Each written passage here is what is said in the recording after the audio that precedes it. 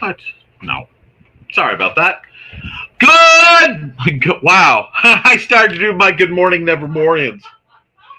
I started to do my Good Morning Nevermorians. Yeah, I had a nap, so I woke up and I came out here and I started to do the intro to my morning show. Whoo! Hey, folks, Nick Tockard here with the Historical Fencing Guild. Pardon my extreme disheveledness. The Historical Fencing Guild is made possible with the love and support of our good friends over at the Independent Creator Directory. That's IndieCD.org, your one-stop shop for the best of the best authors, artists, and musicians. We're also made possible by sales of the Simple Sword, the Fighting Axe, and the Simple Spear, all part of my ongoing series of Western martial arts manuals designed to help you go from having never handled the sword to teaching the art to others. And most of all, we are made possible by my amazing Patreon members, whose names will be scrolling at the bottom of the page in just a moment. However, before they get here, I want to put a shout out to Dawn Dulas. Dawn recently upgraded her Patreon level, and I truly appreciate it from the bottom of my heart. She also is on her journey, learning Western martial arts, and I think that's delightful. It's always fun to work with somebody that I know, and it's always a challenge that I welcome to help somebody who needs adaptive training find a way to work with what works for them. So, that being said, we have a bit to talk about tonight. I did get a couple questions put in that are relevant, and they're very good questions, so I'm going to be addressing them as as base as possible, as quickly as possible. That is, we have and we have an unexpected cat. That's okay too.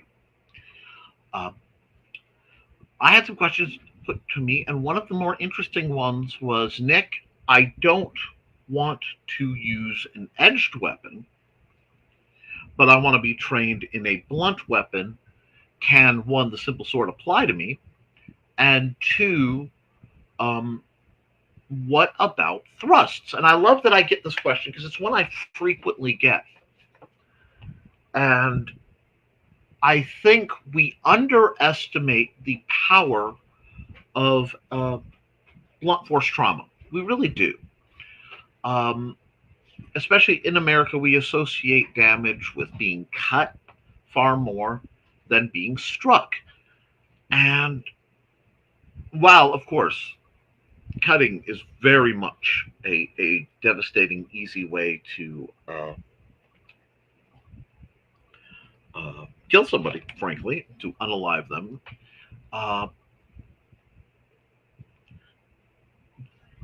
A blunt force trauma can do quite a bit and can have lasting secondary issues. If that weren't true, the police wouldn't still train in the use of the baton in one form or another, especially off of horseback.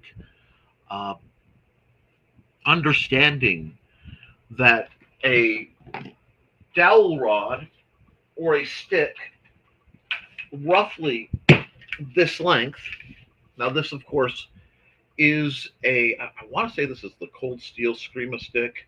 It's made to and textured like bamboo. It's actually quite a bit nicer than bamboo in that it locks positively in the hand. I have a foot on one end because I was actually using this as a cane for a while. I have considered putting a head on it, but we'll see. But you can put a tremendous amount of force, and you just have to realize that all these are force multipliers. Especially in a strike, because a strike or a cut, a concussive blow, is going to be a matter of force multiplied with the leverage. Bam. This creates a devastating amount of force over a relatively small impact area. And while this isn't going to sever anything, it will be monstrously effective in defensive applications uh, or offensive applications if that is your bread and butter. I don't condone them. I believe one should finish problems, certainly, but don't start them. Likewise, a thrust, you have to realize you're taking all the force that you can put your body weight, if you're stepping into a lunge, into a very small area. So the smaller the area, and more power going behind it, the more you're going to have harder, deeper impacts.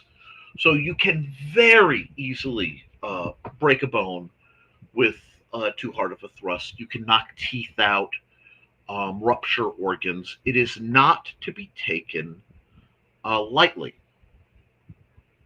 So I really want you guys, when you're asking about this, to understand what you're dealing with. That being said, you have to remember the conveyance itself, because, and I have just a bit of muck from this being outside when I was doing a drill, had a little dirt on it, but when you are putting the force into something, especially from something like a stick, the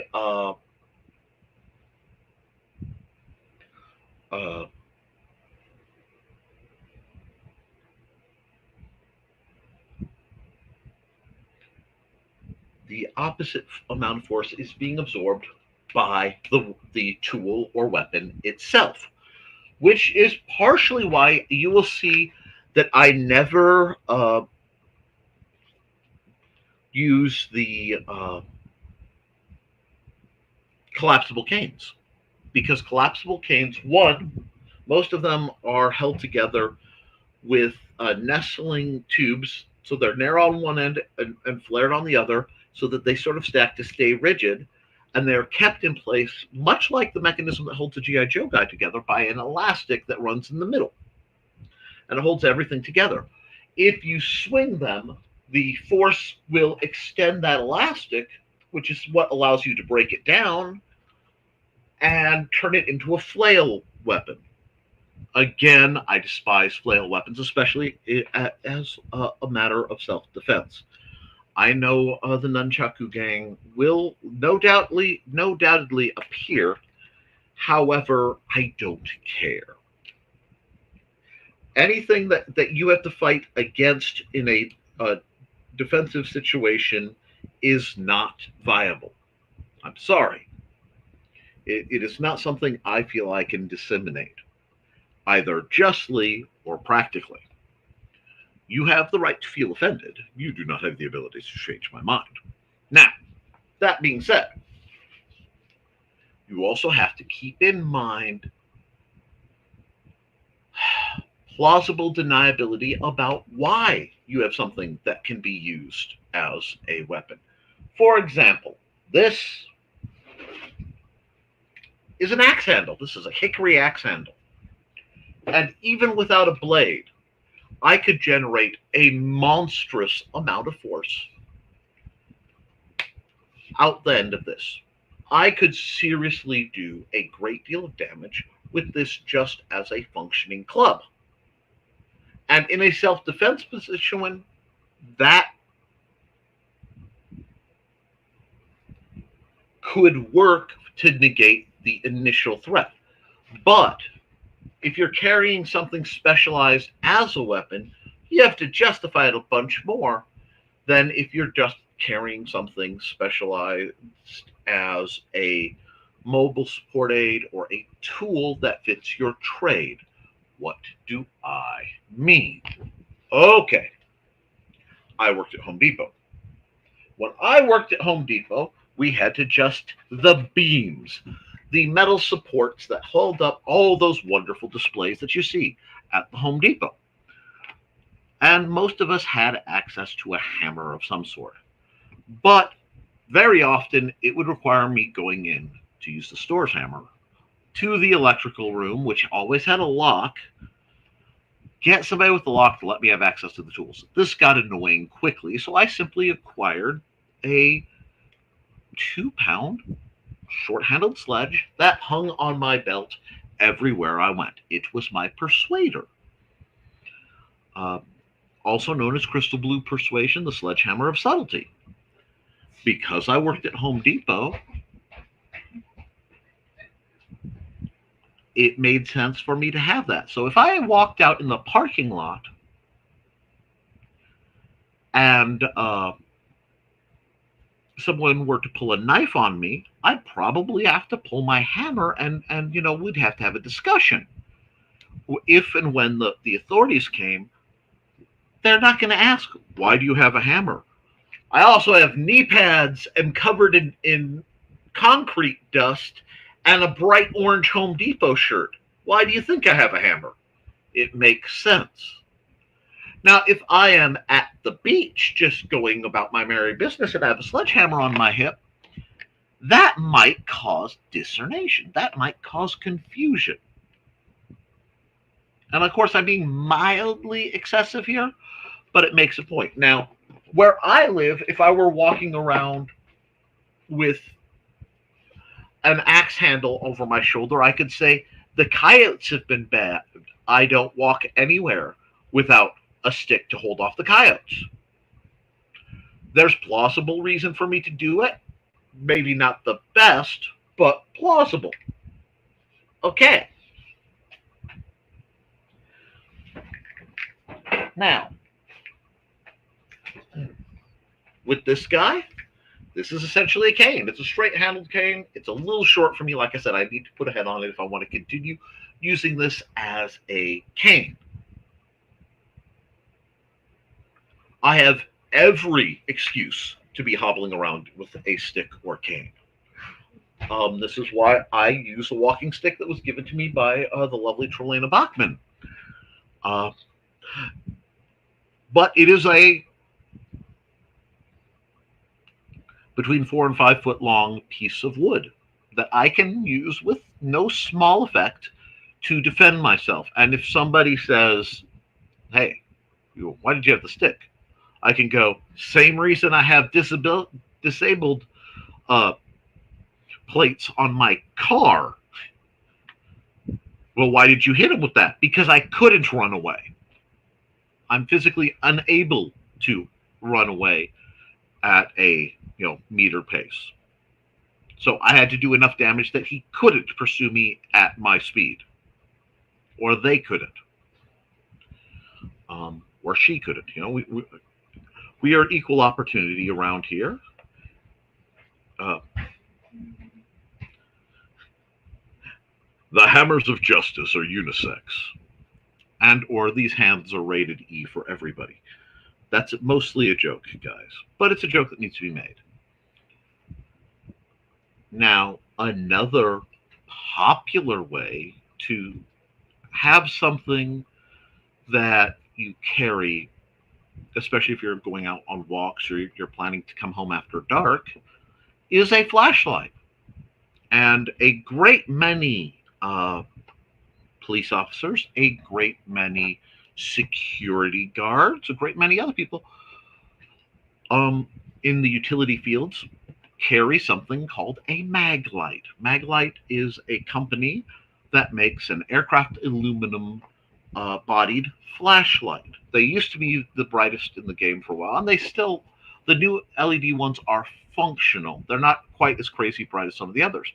But understanding that has enough sturdiness, especially if it's one with multiple C or D cells, that if necessary, one could resort to defending themselves with it with a reasonable, there's a reasonable justification to be doing so. Now, I say all this, and I remind you, I am not a lawyer. Please look up and know the self-defense rules in your state, city, county. Know your rules before a problem happens. And check them up every so often. I actually need to look up my local ones again. But Why does this come back to us? This comes back to us where if you're going to train in a martial art, it is my opinion that either what you carry should mirror the martial arts you train in, or what your martial arts you train in should mirror what you carry. Does that make sense? This is to avoid and minimize training scars. So, if I had a reason, and I don't really have one right now, but if I could justify carrying something like this, right? I should train in something this length. If I'm a gardener and I carry a machete around everywhere because I clear woods and stuff, I should train with a machete style trainer. If I carry a hand axe, I'll grab my little mouse hawk because it's coming out nice like this, then I should train in a hand axe to mirror. Likewise, if for some reason I got around someone who trained bolo knife or kukri, and I was very good at it, I picked it up, it would make sense to get a trainer that matches. You can come at it from either side, but what you want is a similar manual of operations for whatever you are carrying. So if you were in the police or military and you carried a sidearm, if you're playing paintball, you might want to get one of the military style sidearms that mirrors the amount of ammunition that your everyday carry firearm possesses. Because there's no reason that something you do for fun cannot and should not have training aspects elsewise. Do you see where I'm coming? So you need to think about this a bit. I do not know the laws where you are, so I can't advise on that. And again, I am not a lawyer. I do believe, and I will say this till I die, unless there is no other option, okay? Because we're still talking practical here. Unless there is no other option, any method you choose to neutralize a threat that in itself creates another threat is not the path you want to choose.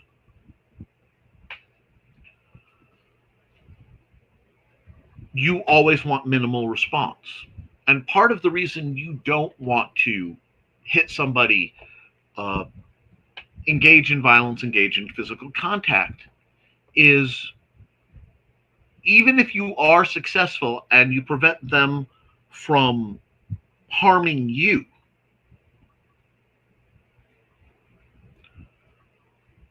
if you harm them, now you have issues of criminal and civil liability. They could sue you. You could lose everything. Not saying it's right, not saying it's just, but there are many cases where someone had tracked their home because they were getting regularly broken into. The burglar was wounded and or crippled from said booby trap. And then they sued the homeowner and won.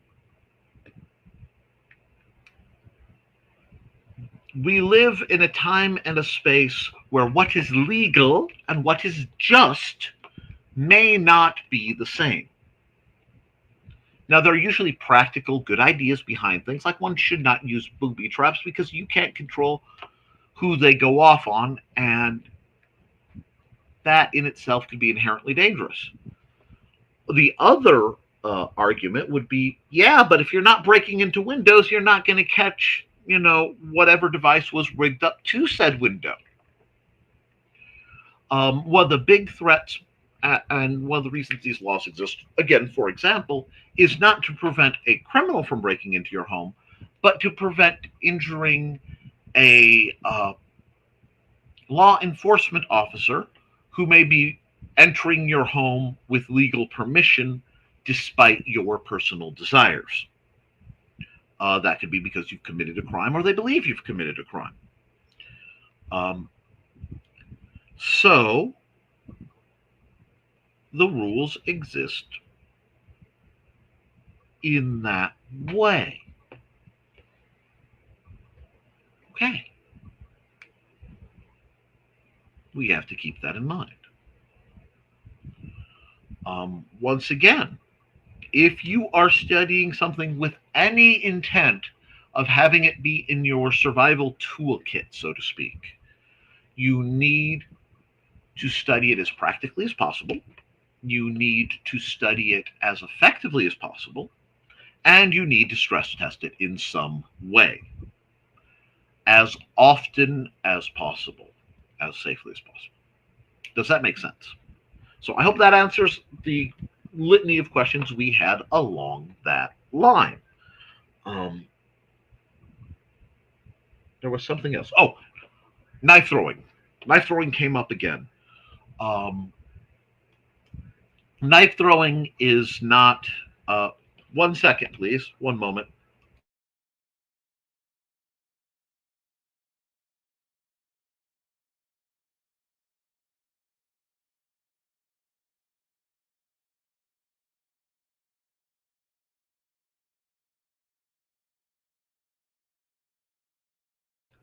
Sorry about that. My son was playing with the toy, and I did not want the audio of it to be picked up on this broadcast, and have me get into trouble for that. Now, I want to remind you guys that I did go through the sales on Amazon, and I really didn't see anything too spicy for what we do, regrettably. But I did find out again that the spearheads are $11, like 11, 12, or something piddling like that. And this means I want to remind you guys who are interested in spear, because a lot of people have been reaching out to me. Uh, with this and a $12 to $15, um, you want a heavy grade wooden uh, broomstick handle, the taper ended kind, not the threaded, the tapered. Uh, you can slide this bad boy on and have a very adequate short spear trainer. Well, actually, I'd consider it a proper spear trainer. Um, I have 3 of these in addition to the one that has already been attached to the rig I made for Amanda. So my hope is, as practices renew, uh, we will be encouraging her to do at least basic spear drills. And I might suspend a spear target. I think that understanding spear and understanding how shields work is a very vital and necessary uh, element to a great many systems, both modern and medieval, uh, and before then, of course. But I've been going for quite a bit. I need to get into the comments and see what's being discussed there. And let's see, Botrix has entered the chat. Hello, Botrix. And good evening, Foxy. I hope this has been of interest to you. And good evening, Dawn. I hope I can be of service to you. And hey, looking forward to the adventure. Yes, this is going to be a very good one. You don't want an edge weapon? Try a staff. I start my students with a staff before going on to much more advanced weapons.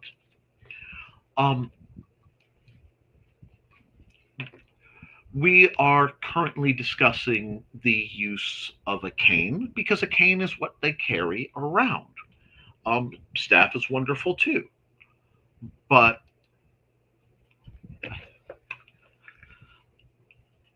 we'll see. Hello there. Hello, Cindy. tune in to the Historical Fencing Guild at 7 p.m. on Friday. That would be now. Thank you. And watch all of them here on YouTube at the Historical Fencing Guild channel. I'm also to the Nick T _ artist on Twitch, and Nicholas Tuckert over on Kick. So we are all over the place, as well as currently broadcasting to the independent creator directories on either channel. Remember to click like and subscribe. It's good for you, indeed. My cane is a collapsible, great for traveling, not great for weapon that can cause damage. You can use a collapsible cane, but you have to expect yourself to be very limited to thrusting. Okay? And hello. Okay. Again, if you can handle it, I would consider switching to a wooden cane, especially in this day and age. They're quite a bit sturdier, and there are several that are more.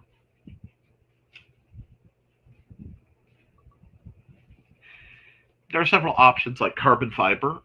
Actually, if you can afford it, there is a place called Custom Canes that makes carbon fiber canes that are extremely lightweight and virtually indestructible. I've carried one for years. However, my wife fell in love with it. So my personal cane has become hers for the most part, and I have resorted to the walking stick Trilaina gave me. Axes, spears, and swords. Oh my, indeed. You'll want to support Nick's efforts to teach people to be safely dangerous. Indeed. Thank you. And my art is at dvart.com/NickT. I need to do a bunch there. And check out my homepage. And this is my affiliate link. If you're going to order from PHA, please use that. And there's my IndieCD where you can find all my links. A medium purse of holding. Yes, insulated lunchbox foo, backpack foo. Now, see, we have to talk about that because I have a story. I am telling this story. It is from a bygone era.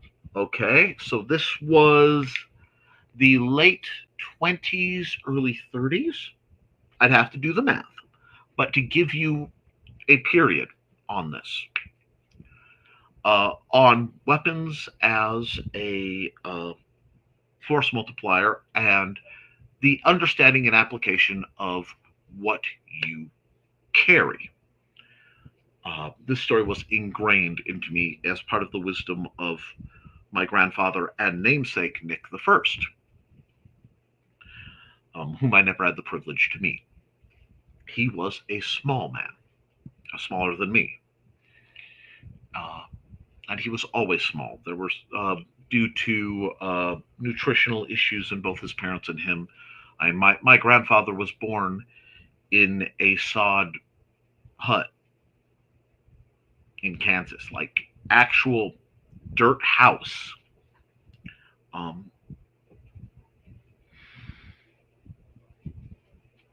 The incidents that happened was there was a very, very tall boy, a very strong boy he went to school with, and the period of this time is hard to tell, but every day he would take my grandfather's lunch. And my grandfather became rather tired of this as a young man. So one day he grabbed his lunchbox, which at that time was the steel-sided box. You think the old shows where they show, the fellows up on the girders building the early skyscrapers in New York, those kind of chunking things. He did not put his lunch in it. Instead, he filled it with pea gravel. And as the story had it, the gentleman in question came to beat him up to take his lunch, and my grandfather straight-armed applied it to the side of his head, and the boy went down. And Grandpa walked to school, And when he walked back, the boy was still down on the ground. I guess he was found and, he just nursed a dinged up head. I don't condone this, obviously, but the logic of understanding how to defend yourself does have certain merits. The danger is we don't want to be too Machiavellian. Uh, so insulated lunchbox food, if your lunchbox is a nice sized uh, the hard plastic cooler type, not a bad idea to understand your reach to know if you could just put the bonk on someone doing harm on you. And as for a backpack or a purse, definitely something you can put between you and an aggressor, uh, depending on how you choose to wear it and how valuable its contents are. Um, it's not something you want to use to stop, say, a knife attack, but it's a lot better than stopping it with your bare arms and hands. And keeping the mental flexibility for such things is golden. Had a grand time at ICMAC. I filled everyone in on the details on my FB page, so whatever. We are so proud of you, Cindy. I am so glad you had a wonderful time. Now, hi, everybody. Hey, Kitty, how are you doing? I'm now getting ready for senior games at the end of the month. I'll be competing in Tai Chi Open Hand, Saber, and other weapons. Fan for you. No, I'm very pleased to hear that, and I am very hopeful. No. No, we are not in any way, shape, or form having that. How do I boot that individual? Would someone with a wrench? Yes. We absolutely. I'm sorry, I don't condone that level of any type of racial slur or violence. I do hope you'll see yourself out. Let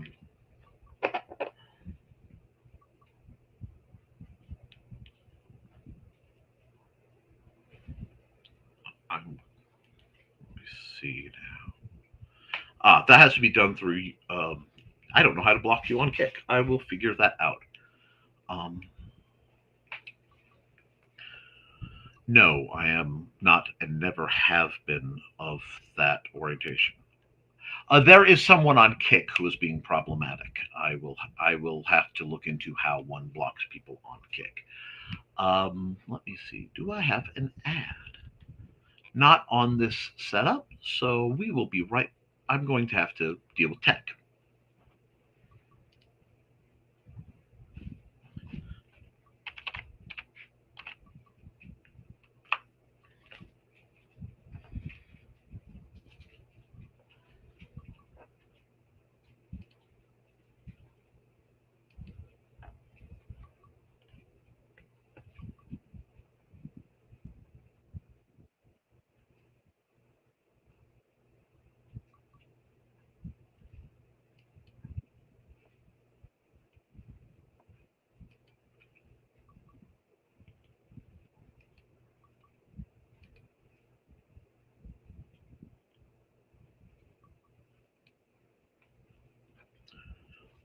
Alrighty.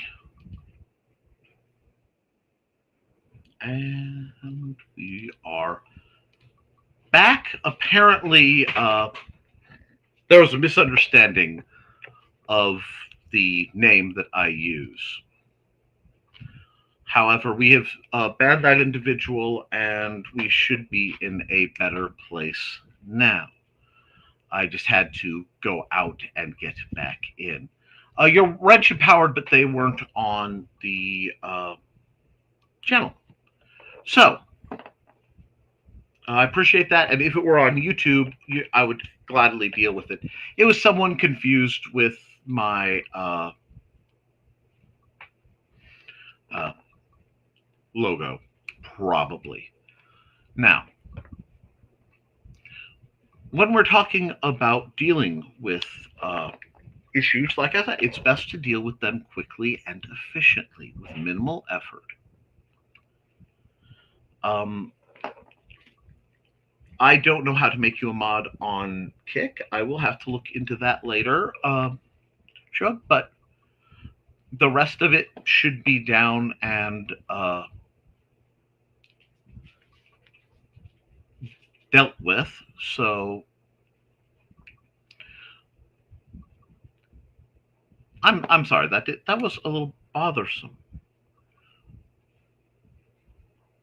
Kick is a streaming service, Cindy, and much like Twitch, it's just another one. However, they pay better. YouTube can be problematic when we are talking about Western martial arts. So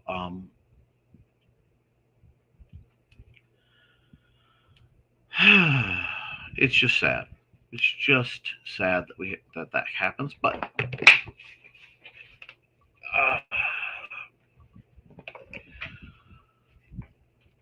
today, I want to talk about adjusting your drills because I realized something was going on. I was speaking with Dawn on the subject of how many drills should you do, and you have to realize you're not only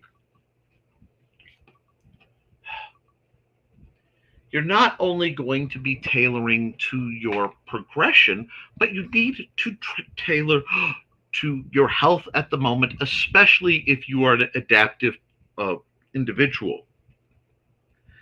So drills and exercises, if you are not operating under a medical push, I tend to work to failure or just before. In your case, when you're starting, you want a very comfortable, very limited number of drills. You want your activities to be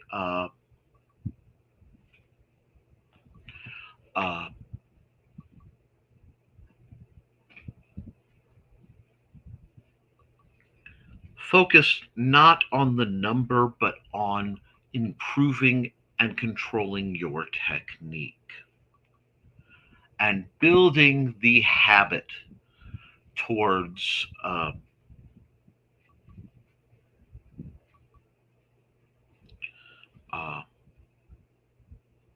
engaging and improving your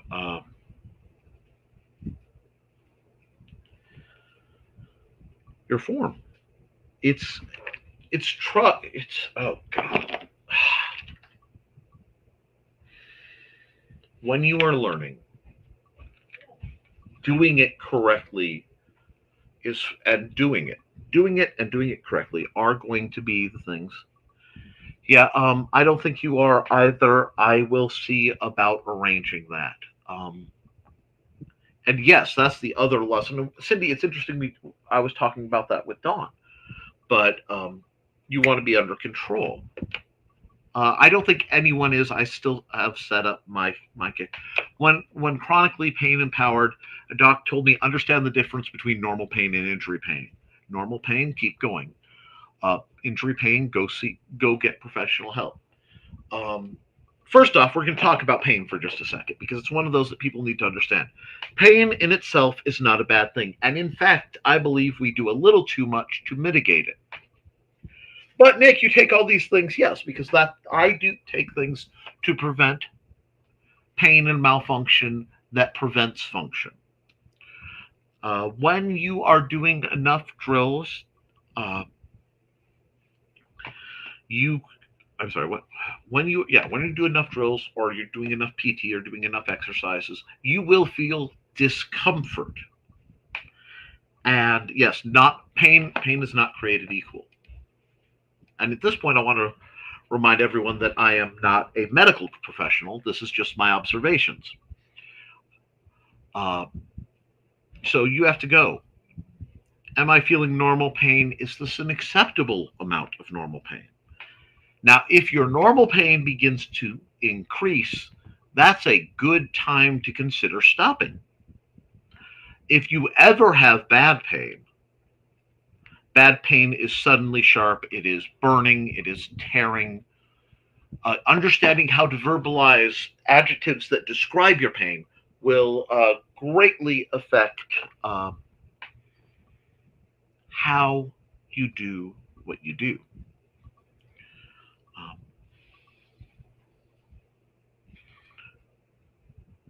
being careful, understanding your body and paying attention is part of the process. The goal is to hopefully build up your stamina where you can do more before you hit these lines. But early on, learning to recognize the lines is just as important as learning to recognize form. Okay? So what you want to do is you want to set your practices. This is the time I do my drills. The earlier in the day, the better it is because you're less likely to hurt yourself and you're less likely to be exhausted from it. Now, I say that as somebody who, because I do my streams very close to when I wake up in the morning, I have to do my drills at night. And with the way my schedule is, I do them right before I go to bed. In one set. I may be moving this around as my scheduling permits, but it simply is a necessity. The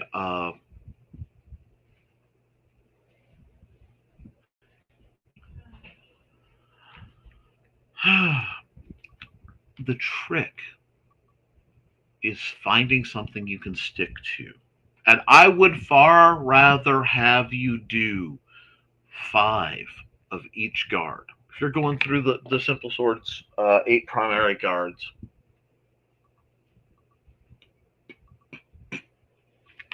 I would rather have you do 5. 1, 2, 3, 4, 5. Here, I'll put a stick in my hand so you can tell my form is appropriate. Where's that? Where's the stick of everything? Oh, the stick of everything. 1, 2, 3, 4, 5. 1. I have to be careful. I don't want to hit my 3. 5. 1, 2, 3, 4, 5. 1, 2, 3, 4, 5. If you are doing that,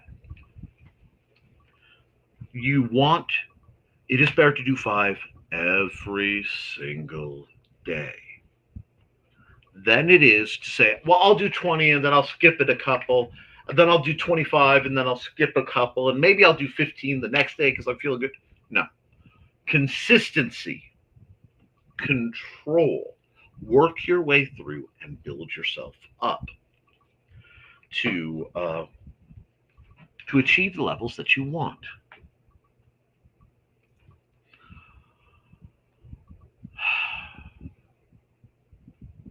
The only thing that will get you to progress, the only way to succeed, is to establish a baseline, maintain the baseline, and incrementally, consistently build on that. With the understanding that there will be times where you have a setback. You will be too exhausted to do it. You'll be sick as a dog. There will be some kind of emergency.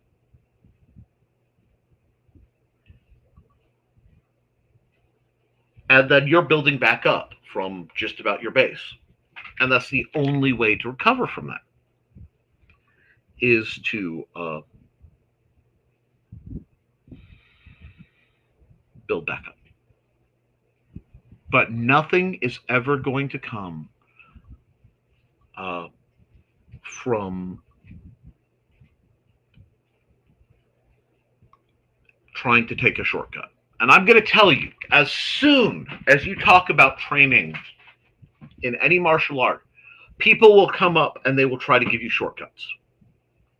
They will either try to, everyone will try to sell you something.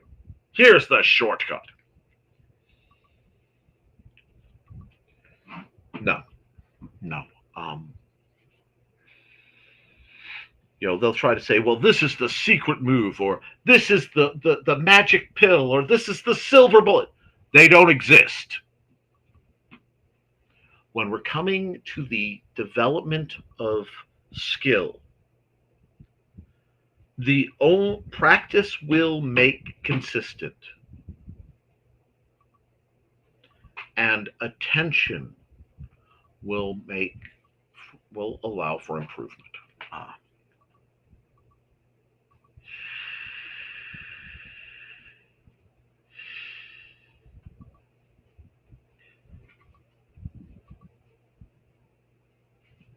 There are two forces when we're talking about marksmanship: accuracy and precision. And accuracy is how close to the target your shots are grouped. Precision is how close to each other they are. What you want to do, if you must choose to develop one over the other, is to develop precision first. Because if you can hit a narrower and narrower grouping of shots at a target, you can then, once you are consistently hitting as small as you can, then you would make the adjustment. But you never adjust both axes at the same time. It just doesn't work. Precision, then accuracy yield success. When you are using a sword, early on, you're going to have to do very broad parries, very wide, potent parries to block such things. That is important. However, as you get more and more into it, you can parry with less effort. You don't have to oversell. You don't have to overpunch. Once again, the mastery you seek is going to be developed in terms of efficiency, not trickery.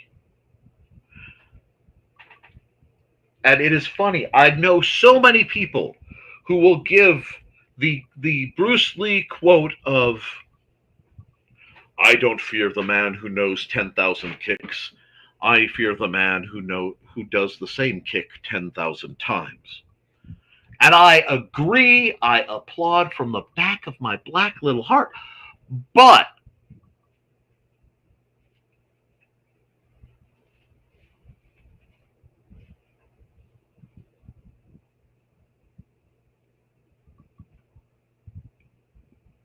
those are often the same guys who will start throwing out, well, I do this and this. Do you do this and this? What's the breadth of what you're doing? While dabbling, especially for someone like me, is vital, your foundation needs to be solid first.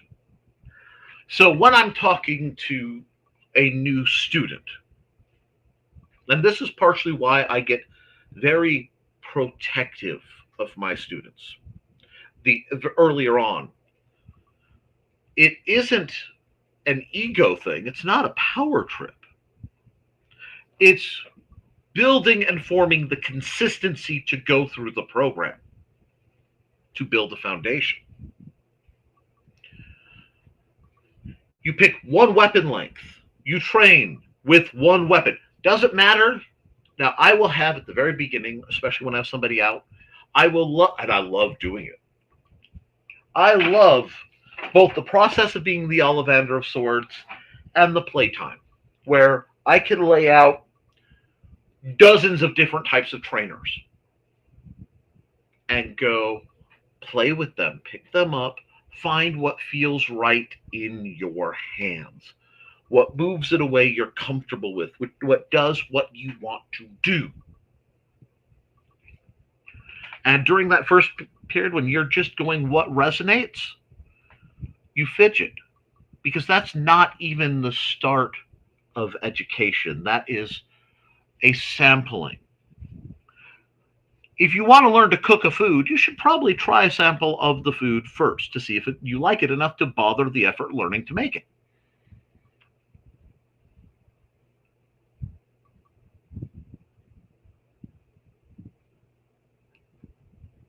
But once you've selected that, and I tell people, be careful. I usually prefer for people to start with a one-handed weapon.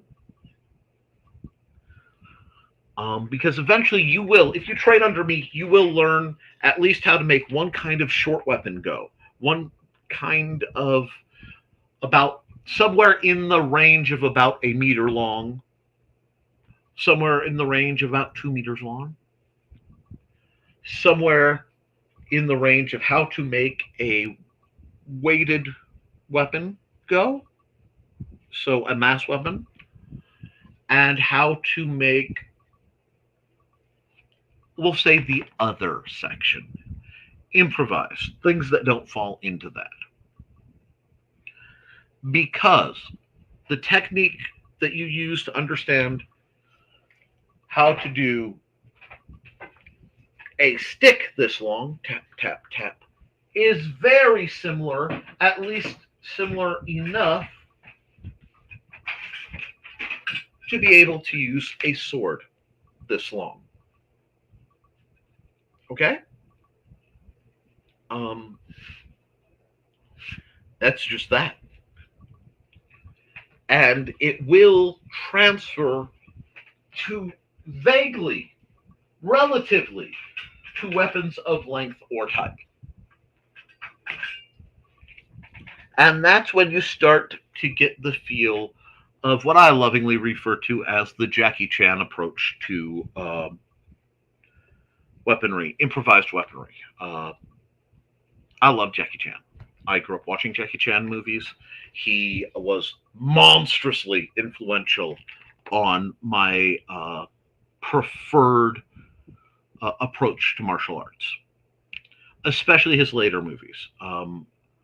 The farther you got from the traditional kung fu, period kung fu, drunken master stuff, the more I resonated with it, because Jackie usually played a nice guy who was in bad situations and was forced to use what he had on hand, and that really influenced me as a child towards my interests.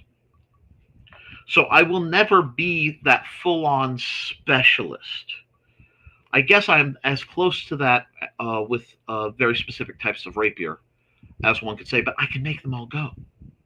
Now, can I or would I do the fancier, more elaborate things?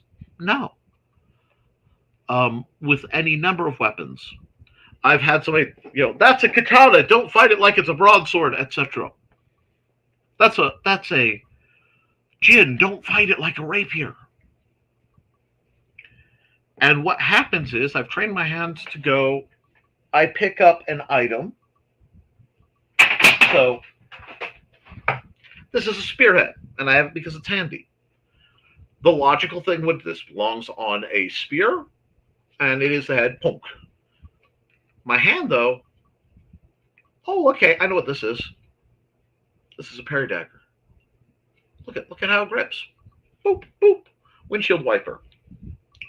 Easy peasy lemon squeezy offhand. I could make a spear head go like that. I could reverse it and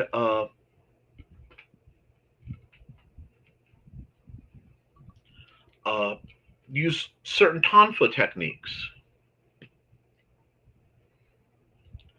And yes, unfortunately, Jackie came about a time when Kung Fu was trying to make, well, Hong Kong was trying to make everyone the next Bruce Lee. Drunken Master 2 was actually the beginning of the departure from that. Excellent film. That's why I said Drunken Master, not Drunken Master. I said after Drunken Master, not Drunken Master, the series.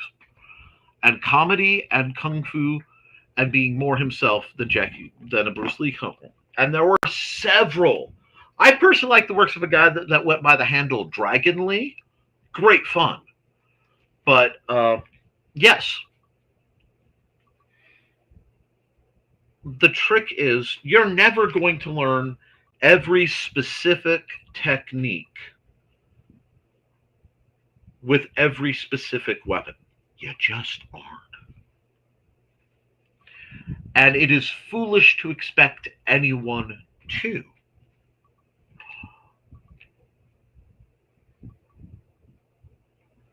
But what you can do and what you can learn is the basic set of techniques for a weapon of the relative size and relative balance. How do I make this go? So for me, and this is going to offend a lot of people real fast, but I can't help it. If you took a Meow Dao, either katana or wakizashi, I say this because the lengths vary by period, and a messer, and put them in my hand. Do I know tricks from the different styles? Yes. But they're all going to be roughly the same thing. Being a single-edged, slightly curved weapon that can be wielded with one or two hands. I can make it go. And I would use very similar techniques, even if they're not right for that specific weapon, but it's right for that weapon's weight class. I mean, we're going even broader than things like the Oakshot scales. The fancier classification systems.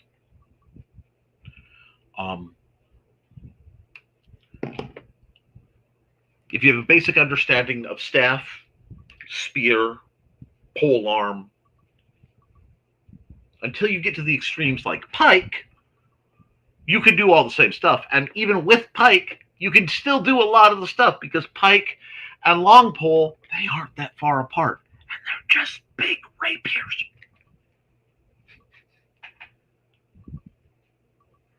An axe, a mace, and a battle hammer, a warhammer that is, battle axe warhammer, are all relatively short-handled, often, one-handed to two-handed blunt force trauma weapons. If they're longer, same second verse, same as the first. And well, how do you know whether you should fight it like it's a glaive, like, a halberd? Which way do you fight that? Like you say, you put it in your hands. And after you've trained yourself, you go by, pikes are mightily unwieldy.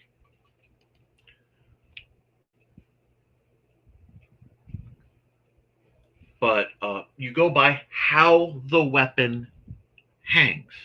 How does it feel? How is it balanced? And there are ways you know. See, the trick with a pike, I like to think of pikes, this actual pikes. So we're talking 15, 20 feet long spearheaded things. They are not weapons. Okay? A pike is not usually wielded like you would wield a spear. A pike is a mobile defensive device. It is far more akin to a spiked fence than it is wielding a spear, because pikes are rarely used singularly because they're not good for it. They are to be in ranks like porcupine quills.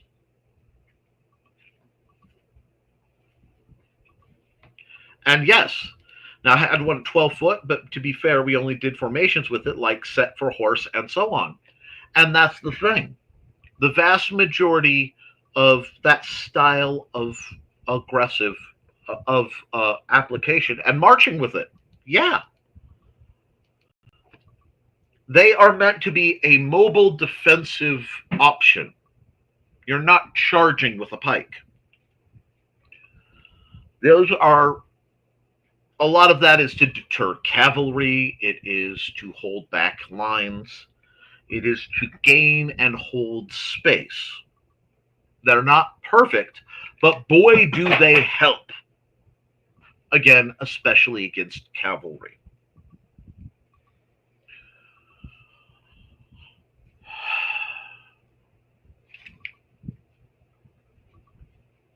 In fact, the only close to pike style I've really seen of length would be a Wing Chun Long spear.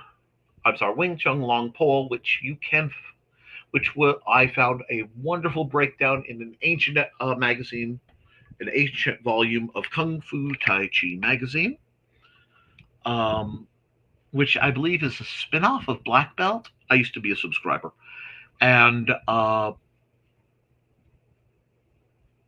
that story can be found fairly readily if you know where to look for the multiple pages of it. Being that's basically out of print and a little spicy to find otherwise. It is a wonderful system to understand and look at, but it's also very niche. My goal in teaching my students, and it is all of them, it may take me a while, is to make sure that if they are caught in a horror movie situation, unless they are in some kind of liminal backroom space with nothing on them and nothing around them but immovable pieces of wall, they are still armed, and there's still a chance that they can improvise weaponry from there. The trick in that style of training is understanding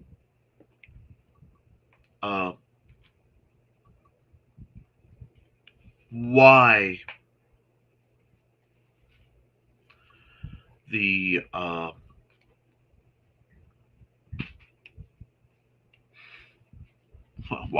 what the object you're using to defend yourself is trying to be. Now, I need to play with my background a bit because shields still exist, but okay. If I teach you how to use a buckler and you see a pan lid sitting there, that should no longer look like a pan lid to you. A rolling pin, a mop handle, a broomstick, any number of tools or objects in any given room should begin to look like something that could be used. And you should have an understanding by feeling the balance of an object how it could easily be deployed. And ultimately, you want to pick that up as quickly as possible. Now, I want to go full circle because at the very beginning I said I'm very persnickety. I like to teach people, my students, individually, personally. Because you can only learn one style at a time effectively. Now, there are people who will say, well, I try, and, and I do this, that, and the others, and there will always be savants and such. But realistically and reasonably, learn one style and move on. What I tried to build was an elementary school for melee weaponry. That's what my whole master diabolical plan is. An elementary school for melee weaponry. So that in a situation of self-defense, you will be able to recognize whatever. Also, so that you will have a Rosetta Stone style language that you can compare with people of other styles and other systems.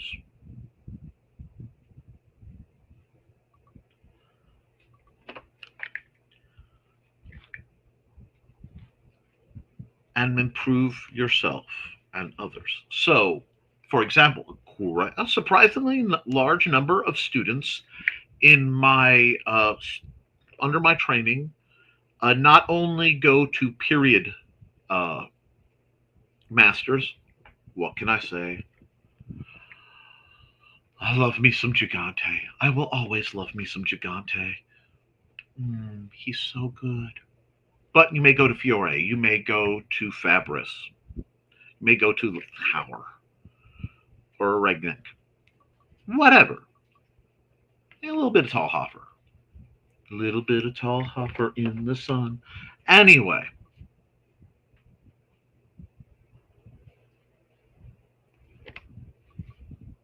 but a whole lot of them at least take a passing glance at Bartitsu.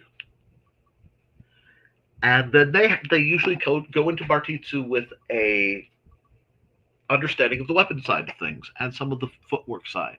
The unarmed stuff is not my forte. What I teach when I'm dealing with unarmed is mostly redirection and like very limited trips, tosses, things like that, very limited escapes. But I also teach you to cheat whenever possible. So when it comes to escapes, my favorite escape was how to get out of a locked-in rear naked choke. Dude's just in a figure four, just getting choked out. How do you get out of it? And this guy reaches down, pulls out a lighter, burns the dude's arm. Cheat. In self-defense, cheat. Constantly. If they're attacking you, there is no honor. There is no nobility. If they're attacking you to do harm, they believe themselves strong enough and entitled enough to harm you. This is not a competition. We do not bow to the person robbing us. This is where dirt in the face, whatever you have to do to survive, kicks in. But again, going full circle, you never want to negate a threat by creating another one. So, we've had a delightfully spicy discussion. It was highly enjoyable. It is 130, about 130 outside by my thermometer. It's not supposed to be, but that's what my thermometer says, and that's what it feels like. In here, I am just pouring sweat, and honestly, I had a bit of an adrenaline boost. So I am going to call it here, guys. Thank you for the lovely conversation. Keep your eyes open, keep your guard up, do your drills. Be safe, be kind to yourselves and each other, and as always, thank you for supporting your local swordmaster. I will be back next week with another Historical Fencing Guild live stream. I will be back next Monday with a Never Mind the Furthermore. And I will be dabbling as soon as I leave this in Kick to see if I can't get some mods to make sure that idiocy never happens again, because I don't tolerate idiots. Have a wonderful, wonderful evening. I am super excited for you too, Dawn. And I'll see you all very soon. Toodles.